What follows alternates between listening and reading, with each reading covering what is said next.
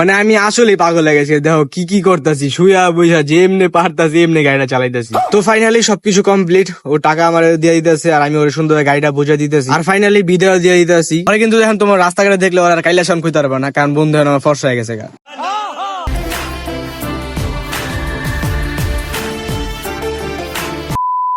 আসসালামু আলাইকুম এভরিওয়ান, কি অবস্থা সবার? আশা করি সবাই ভালো আছো। সো আমি Ahmed Sujon and welcome to my new video. তো বাসা থেকে বেরিয়ে যাচ্ছি আর আজকে একটা খুবই দুঃখের একটা সংবাদ, সেটা হচ্ছে আমার এই গাড়িটা আমি সেল করে দিতেছি আজকে। তো এসে বললাম গ্রেজে এখন গাড়িটা বের করতে হইব।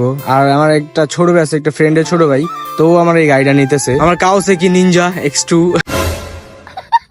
এইটা আর আমার কাছে থাকবো না, একটু খারাপ লাগতেছে বাট ইটস ওকে। গাড়িটা শুধু শুধু এখন চালানো হয় না, আর এমনিতে টাকা পয়সা একটু প্রয়োজন আছে। এই মুহূর্তে যদি গাড়িটা এইভাবে রাইখা দিই, গাড়িটা শুধু শুধু নষ্ট হইব, তাই ভাবলাম সেলই করে দিই। তো এটা হচ্ছে আমার লাইফের ফার্স্ট গাড়ি, এটা আমি আমার প্রথমে এই গাড়িটা কিনছি। আমি যদি আরো পরে যদি একটা অনেক ভালো একটা গাড়ি কিনতে পারি বা অনেক ভালো একটা গাড়ি কিনি, দামি গাড়ি কিনি, তারপর আমার এই গাড়িটা কেনার সময় যে ফিলটা কাজ করছে, যে ইমোশনটা কাজ করছে, এটা হয়তো তখন আর এই ফিলটা কাজ করবো না, তখন আর ইমোশনটা কাজ করবো না। হয়তো জিনিসটা কম দামি, কিন্তু এই জিনিসটা আমার কাছে অনেকটা মূল্যবান, কারণ আমি এই গাড়িটা নিয়ে অনেক অনেক জায়গায় গেছি, অনেক ফ্রেন্ডের সাথে চলাফেরা করছি, অনেক ফ্রেন্ডের সাথে ঘুরছি, আড্ডা দিছি। কোনো বিষয় নিয়ে খারাপ লাগলে, কোনো বিষয় নিয়ে মন খারাপ থাকলে গাড়িটা নিয়ে বের হয়ে গেছি। যখন মন চাইছে, যেখানে মন চাইছে চলে গেছি, এমনিতে মুড মাইন্ড ফ্রেশ হয়ে গেছে। গাড়িটা একমাত্র তারাই বুঝবো যারা হচ্ছে লাইফের ফার্স্ট কোনো গাড়ি কিনে, বিশেষ করে ছেলেদের ক্ষেত্রে একটা বাইক যে তাদের কতটা পরিমাণ ইমোশন, এইটা কখনো কাউরে বইলা বোঝানো যাবে না। একমাত্র তারাই বুঝবে যাদের একমাত্র বাইক আছে, সেটা হোক দামি কিংবা অনেক কম দামি, সেটা কোনো ম্যাটার করে না। ম্যাটারটা হচ্ছে তার ওই জিনিসটার প্রতি কতটা পরিমাণ ইমোশন, কতটা পরিমাণ ফিল কাজ করে ওই জিনিসটা নিয়ে,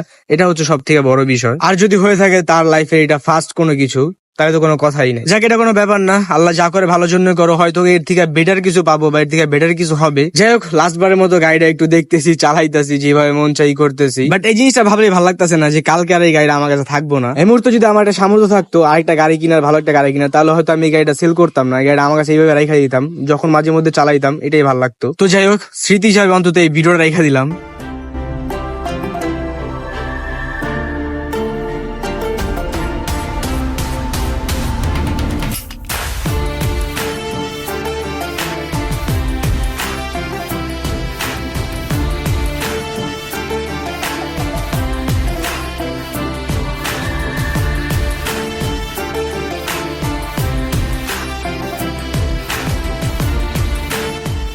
তো যাই হোক, লাস্টবারের মতো গাড়িটা অনেক সুন্দর মতো চালাইলাম, অনেক ভালো লাগলো গাড়িটা চালানোর পরে। তো আমার বন্ধু কাইলা সাউন্ড হইলে রিল্যাক্সে গাড়িটা চালাইতেছিলাম, আর বন্ধুর তো এমনিতে করা লাগতেছে, সুন্দর হয়ে গেছে বন্ধু আগের থেকে। ওরা কিন্তু এখন তোমার রাস্তাঘাটে দেখলে ওরা আর কাইলা সাউন্ড খুঁজতে পারবে না, কারণ বন্ধু এখন আমার ফর্সা হয়ে গেছে গা। বন্ধু আমার রাস্তাতে ঠিক মতো হাঁটতে পারে না, ওরা যে না হ্যাঁ বলে ডাক দেয়, এই কাইলা শাওন, এই কাইলা শাওন, এটা কোনো কথা কও? বন্ধু আমার এখন আছে বিপদে, কি একটা ভিডিও করলো, একটা ভিডিও দিয়া বন্ধুর নাম হয়ে গেল শাওন দিয়ে শুধু কাইলা শাওন। তো যাই হোক, বন্ধু কিছুদিন পর বাহিরে চলে যাবো গা। এই জিনিসটা আমার কি অনেক খারাপ লাগতেছে যে একসাথে কত চলাফেরা করছি, একসাথে কত কিছু করছি, একসাথে ভিডিও করছি, তার মাঝে কত দুষ্টাইম ফাইজলামি, একসাথে চলাফেরা, হাসি মুহূর্ত, ঠাট্টা, কত কিছু একসাথে করছি। আর এখন বন্ধু ক্যারিয়ারের জন্য এই দেশ থেকে আরেক দেশে চলে যেতেছে, এই জিনিসটা কি অনেক খারাপ লাগতেছে। আর এই যে আমার শয়তানে লাড়তেছে, আমি গাড়িটা হুদ্দাই কি কি করতেছি আমি নিজেও বলতে পারতাছি না, দাঁড়ায় এইটা ওইটা বইসা শুইয়া যেমনি পারতাছি এমনি গাড়িটা চালাইতেছি। আইদা শাওন আমার বলতেছে, তুমি কি গাড়ি বিক্রি করার শোকে কি পাগল মাগল হয়ে গেলা নাকি, এরকম শুরু করছো, কি লাগাই দিছো একলা একলা যা মন চা করতেছো, রুকো যারা সবার করো। মানে আমি আসলে পাগল হয়ে গেছি। দেখো কি কি করতেছি, শুইয়া বইসা যেমনি পারতাছি এমনি গাড়িটা চালাইতেছি। সাব্বাস বেটা।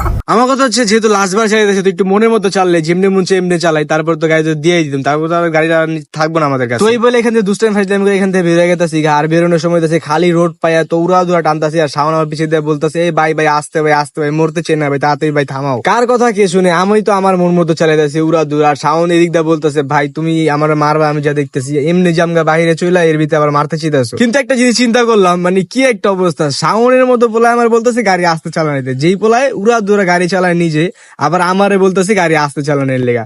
ভাই রে ভাই, কি একটা অবস্থা। আজকে এইগুলো শোনা লাগলো। তো যাই হোক, বন্ধুর জন্য রিল্যাক্সে চালাইতেছি এখন, যেহেতু বন্ধু আমার কিছুদিন পরে চলে যাবো, তো এই চিন্তা ভাবনা করে গাড়ি স্লো করে দিলাম। তো এখন যেতেছে একদম পুরো রিল্যাক্সে সাইকেলের মতো চালাই দিতেছি, একদম নিরিবিলি ভাবে। চাই না বন্ধু লাস্ট ফিনিশিং আছে কিছু একটা হয়ে যাক, যাতে ওরা যাওয়া না হয়, ক্যান্সেল হয়ে যায়। তো এই কারণে রিল্যাক্সে যেতেছি।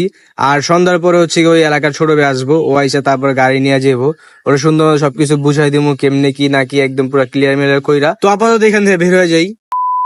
তো ওই ছোট ভাই আইসা বললো গাড়ি নেওয়ার জন্য, আর আমিও সুন্দর মতো গাড়িটা দেখতেছি, দেখে আমি ঘরে সবকিছু বুঝাই দিতেছি কেমনে কি গাড়ি কিভাবে করতে হয় না হয়। আর এইটা সাউন্ড ক্যামেরা ধরে আমার মজা লিতেছে, বলতেছে বউটারে দিয়া দিবা ছোট ভাই, এটা কোনো কথা? ছোট ভাই তুমি বড় হয়ে গেছে গা, ও এখন বিয়ে শাদী করবো না সামনে, আপাতত গাড়ি চালাক, তারপরে বিয়ে শাদী করবো না। তো ফাইনালি সবকিছু কমপ্লিট, ও টাকা আমার দিয়ে দিতেছে আর আমি ওর সুন্দর গাড়িটা বুঝাই দিতেছি, আর ফাইনালি বিদায় দিয়ে দিতেছি। যাক, প্যারা নাই, সামনে ভালো কিছু হবে ইনশাল্লাহ, এর থেকে আর অনেক বেটার কিছু পাবো এটাই আশা করি। তো যাই হোক, আমার টাকাগুলো বুঝাই দিল আর আমিও সুন্দর মতো গাড়িটা বুঝাই দিলাম। তো লাস্টবারের মতো ছোট ভাই বলতেছে চলেন ভাই, আপনি আমার হলো একটা চক্কর মেরে আছেন, দেখি কেমনে কি আপনার চালানোর এমনি তো অনেক ভালো লাগে। অবশ্য যার জিনিস সে একটু ভালোই বুঝে, কারণ তার কাছে ওই জিনিসটা থাকছে, ওই জিনিসটা ছিল, তো তার মূল্যটা তাই খুব ভালোভাবে বুঝে। যেমন আমি আমারটা সবকিছু জানি, কিছুদিন পর আবার ও চালালে যেহেতু ওর অভ্যাস হয়ে যাবো, তখন আবার ও ভালো বুঝবো। তো ওরা একটা চক্কর দিয়ে নিয়ে আসি। তো আজকের জন্য এই পর্যন্তই গাইস, সবাই ভালো থেকো, সুস্থ থেকো, আল্লাহ হাফেজ। আর তাড়াতাড়ি সব পেজটা ফলো করে দাও, দেখা হবে নেক্সট ভিডিওতে, আল্লাহ হাফেজ।